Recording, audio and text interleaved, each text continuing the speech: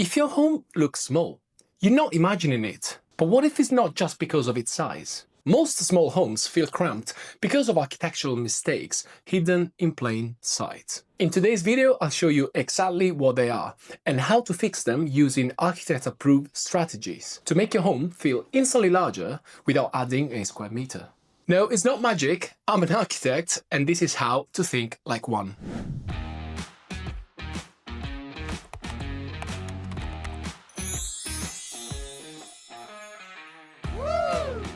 Hi everyone, for those of you who don't know me, I'm Lorenzo Sentioni, the Italian architect based in London and founder of Sentioni Architects.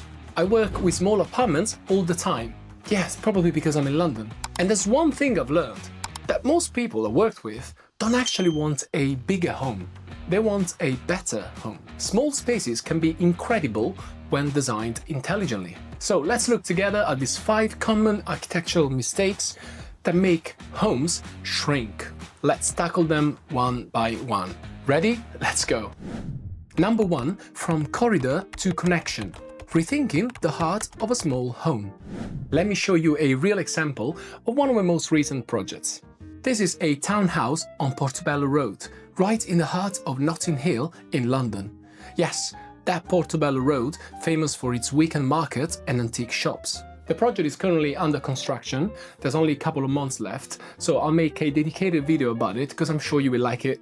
I think it will be a great example for you to see how thoughtful design can completely change the feeling of small homes.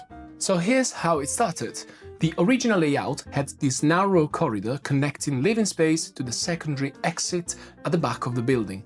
And the staircase as well, which is completely boxed in, cut off light and visibility from both sides. The living room felt cramped, disconnected and darker than it needed to be. It's a classic example of how small homes lose valuable space right from the beginning. Because hallways and corridors are often the first thing you see when you walk in, so your mind immediately labels the home as small and constrained. So here's what we did. We opened up the staircase area, demolishing the solid wall and reconnecting it visually with the kitchen and living space, which by the way were redesigned completely. The staircase is still there, of course, but instead of being boxed in, is now partially open, with custom shelving and joinery that make it both beautiful and more functional. We also designed the same continuous oak flooring to run throughout the entire floor plate, apart from the bathrooms, which have their own specific tiles. That kind of visual continuity might look simple, but it's very effective. It allows your eye to travel uninterrupted through the entire floor, making the home feel instantly larger and calmer. Now, a quick professional note for you, or shall I call it disclaimer. If your entrance sits right next to an escape route like this one here, you better not do anything until you consult a professional. That's because anything that affects a protected escape route or fire separation has to comply with building regulations. Please remember this because it's absolutely important. In fact, in this project, we worked continuously for several months with a fire engineer to develop a solution that basically allowed us to remove this wall, because this wall was there to protect the escape route. So if you're considering doing something similar, for example, knocking down walls in your ground floor, please consult a local architect or fire engineer. Remember that it's not just about design, it's safety first of all. So effectively what we've done here by removing the wall is to create a wonderful open plan layout. If you've seen this video that I've done before, you are aware of the fact that I'm not a big advocate of open plan layouts. However, for small footprints like this one here, I think it could be a game changer. So the reason why I'm proud of this project and I wanted to show it to you is because it's a project where we didn't add a single square meter. However, the feeling of, being airy and spacious, it's really satisfying. And I think that's what good design does. It transforms wasted circulation space into a proper living experience. Now, before we move on to the next points, a quick thank you to Rayon Design, who kindly sponsored this video. I've used Rayon Design to draw some of the plans you will see in this video. So what is Rayon Design, you might ask? It's a new browser-based design tool made for architects, interior designers, and really anyone who works with space. What makes Rayon special is how effortless it is to use. You can open it in your browser, start sketching a floor plan instantly, drop in furniture, annotate, and share your work with clients or collaborators, all in real time. For someone like me who loves exploring small space layouts, it's a perfect blend of precision and fluidity. It's fast, visual, and genuinely enjoyable to use. It's very satisfying to drop furniture in this way, isn't it? I've actually started using rayon design for my initial concept layouts. It's really quick, you can place walls, furniture, doors, and you have a very quick understanding of what you want to do. It's perfect for testing quick spatial ideas before moving into more detailed modeling. So if you ever wanted to redesign your space for free, check the link in the description below and see how quickly you can bring your home renovation ideas to life. Thanks, Rayon, again. Number 2, blocking light and sightlines. In most Victorian terrace houses, whether it's in London or New York, light is the first casualty of over-compartmentalized layouts. These homes were originally designed for a very different way of living: narrow frontages, deep floor plates, and a series of small enclosed rooms divided by solid walls. That means that even when there's plenty of light outside, most of it never reaches the middle of the footprint. You end up with bright windows at the ends and long, dark corridors in between. To show you what I mean, I picked a few real examples from Rightmove, classic terrace houses with layouts that block light in all the wrong places. They're not bad homes, just typical ones, with the same problems you see again and again in London, New York, and anywhere else really. I then redesigned them in rayon to show how small changes like opening up a wall, aligning doorways, or introducing a light corridor can completely transform the feel of the space. No extensions, no extra floor area, just better flow and a smarter use of light. Remember that light shouldn't be treated as decoration or an add-on. It's actually a fundamental principle of good architecture. The problem with light is that often we block it without even realizing it. We add partitions for privacy, twist corridors away from windows, or box in staircases that could otherwise filter daylight through the whole floor. The solution doesn't start with paint or furniture. It starts with how you shape the plan. When you are rethinking a small home, always ask, how far can the light travel? Every wall, doorway, or alignment either extends that reach or stops it. That's why when I redesign layouts, I sort of think of light corridors, which are, in my opinion, continuous visual and physical connections that let daylight penetrate deep into the home. Sometimes it's as simple as a glazed partition, or maybe a glazed screen over a door, or a high-level opening that borrows light from another room. When light moves, the house feels whole. And when it stops, it fragments. So instead of thinking about brightness, think about continuity of light throughout the floor plate. Number 3, breaking the floor plane. In architecture, level changes are one of the most powerful tools we have. The problem is that small homes often get this wrong. A random step between rooms, for example, or different floor finishes, a low ceiling crammed with services. The eyes stop. The space feels disjointed.